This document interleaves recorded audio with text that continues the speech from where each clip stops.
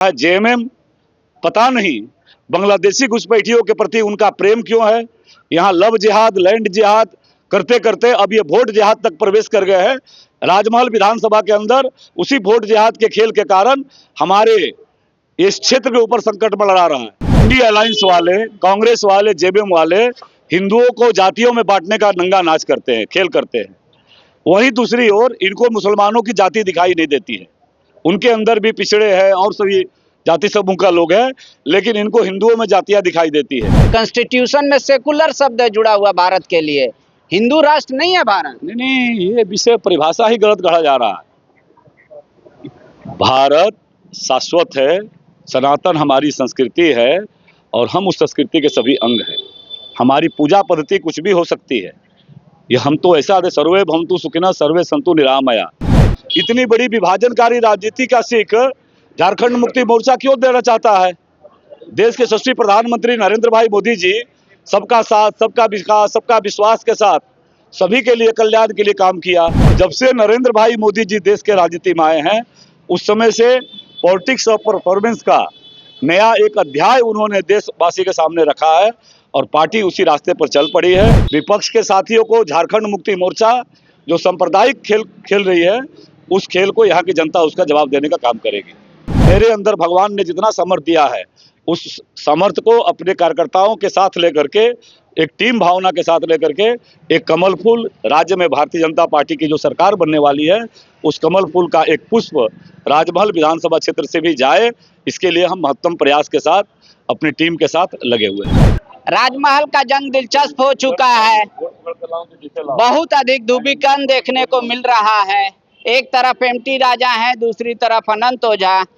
सब आप पे आरोप लगा रहा है कि आपके कार्यकर्ता सीधे बोल रहे हैं कि हमको मुसलमानों का वोट नहीं चाहिए। बोल रहे ऐसे प्रचार कोई करता है? नहीं, आप देखिए, हमने तो भारतीय जनता पार्टी तो भारत माता की जय घोष करने वालों के साथ खड़ा रहती है, लेकिन आप पूरे इलाके में घूम करके देख लीजिए, लोकतंत्र का महापर्व प्रारंभ है। लोकतंत्र में सभी को अपनी बात रखने का, अपने प्रचार के तरीकों का खुले मन से स्वागत करते हैं, लेकिन एक विशेष समूह विशेष के घरों में आपको भारतीय जनता पार्टी का झंडा दिखाई नहीं देगा। वो झंडा नहीं देगा। आखिर कौन सी राजनीति नींव आप रखना चाहते हैं। इतनी बड़ी विभाजनकारी राजनीति का सीख झारखंड मुक्ति मोर्चा क्यों देना चाहता है।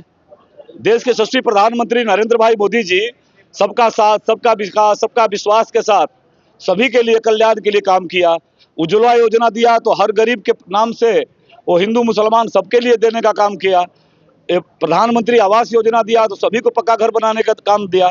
लेकिन इसी राजमहल विधानसभा क्षेत्र में आपको जानकर आश्चर्य होगा कि एक विशेष समूह विशेष, पूरी तरह से जो विशेष समूह विशेष है, वहाँ zero vote Bharatiya Janata party को आता है। लेकिन हम तो इतने बड़े दिल के लोग हैं कि हम तो अपने घरों पर झंडा भी लगाते हैं सभी राजनीतिक दलों का, और हम उसके साथ ही साथ सबको सम्मान पूर्वक उसको जो राजनीतिक भावना है उसको देने का काम करते हैं। इसलिए विपक्ष के साथियों को झारखंड मुक्ति मोर्चा जो सांप्रदायिक खेल खेल रही है, उस खेल को यहाँ की जनता उसका जवाब देने का काम करेगी। लेकिन यहाँ पे एक नारा और लग रहा है कि हम लोग मंत्री चुन रहे हैं कार्यकर्ता। अभी तो आपका मुख्यमंत्री का चेहरा तय नहीं है, अभी तो सरकार आना तय नहीं है कि किसकी सरकार आएगी। कार्यकर्ता ये क्यों कह रहे हैं कि हम मंत्री चुन रहे हैं?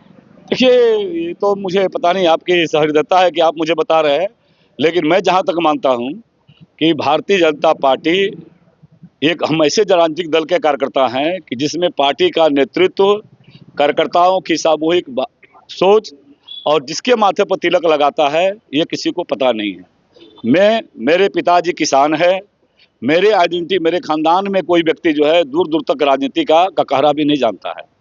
और आज भी विधायक होने के बाद भी 10 वर्षों तक यहाँ के लोगों का सेवा करने का मौका मिला।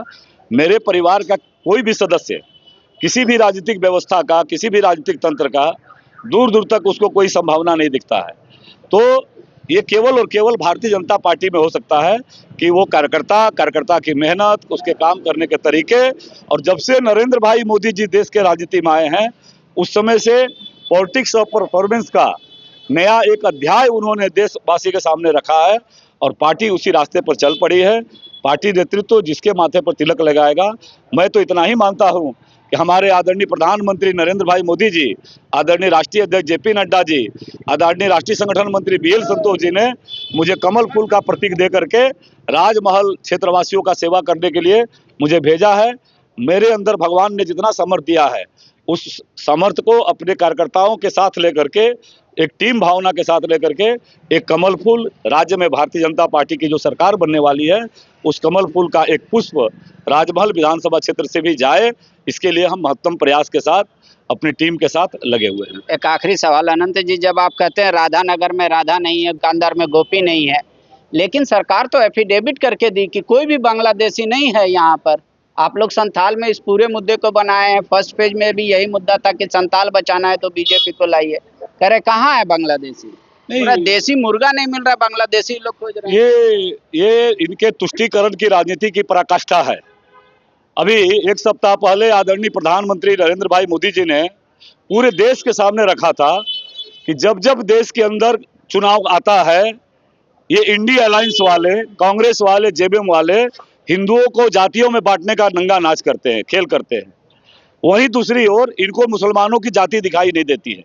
उनके अंदर भी पिछड़े हैं और सभी जाति समूह का लोग हैं, लेकिन इनको हिंदुओं में जातियां दिखाई देती है।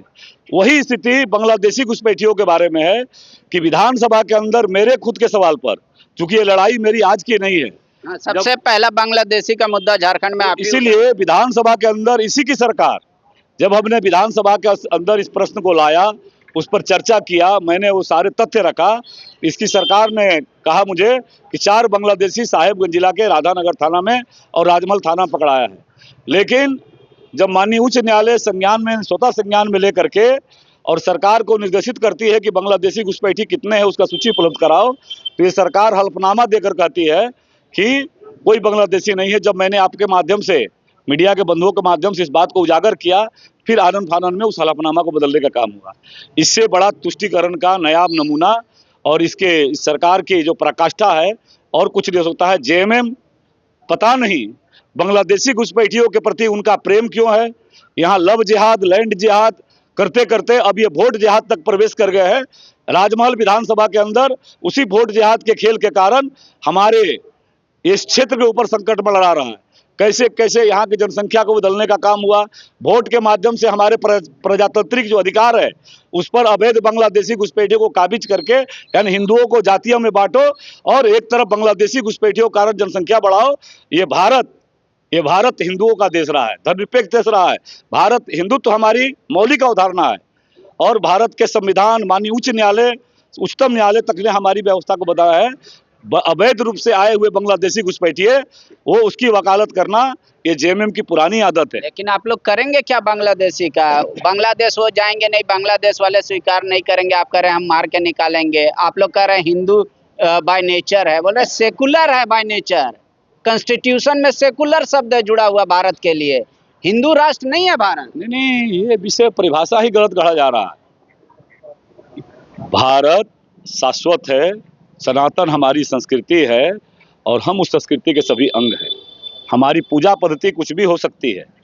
ये हम तो ऐसा दे सर्वे भवन्तु सुखिनः सर्वे सन्तु निरामया, सर्वधर्म समभाव का हमारा तो मूल आत्मा के अंदर समाहित है।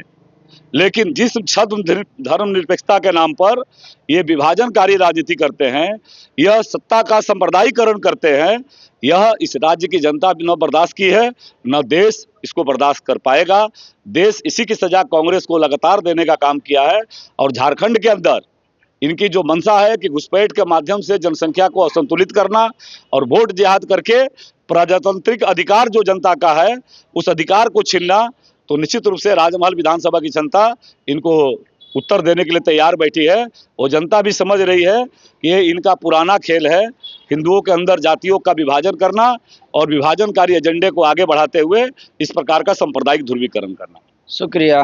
रोटी बेटी और माटी के सवाल पर क्या अनंत ओझा तीसरी बार विधानसभा पहुंचेंगे? जो दावा कर रहे हैं कि बीजेपी की सरकार बनेगी वो तो 23 तारीख को इतने समय शाम तक पता चल जाएगा।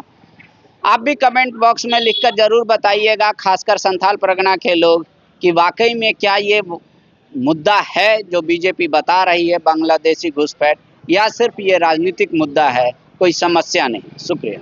हमें ही वोट देना बेटी, इस बार नौकरी में 60% का महिला आरक्षण देंगे।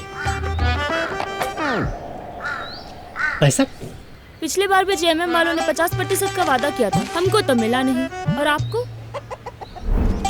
हमें तो नहीं मिला, आपको मिला क्या? इन महिलाओं को तो नौकरी में 50% आरक्षण नहीं मिला, आपको मिला क्या? गोल, जहां 27 वर्षों के सफर में 17,000 से भी अधिक छात्रों ने डॉक्टर एवं इंजीनियर बनकर भरे सफलता की ऊंची उड़ान, जहां साधारण छात्र भी झारखंड टॉपर्स बनकर बना रहे इतिहास। दूरदर्शी शिक्षाविद श्री विपिन सिंह के मार्गदर्शन में मेडिकल एवं इंजीनियरिंग के लाखों छात्रों के लिए आशा की किरण के रूप में गोल, नेशंस लीडिंग इंस्टीट्यूट। thefollowup.in.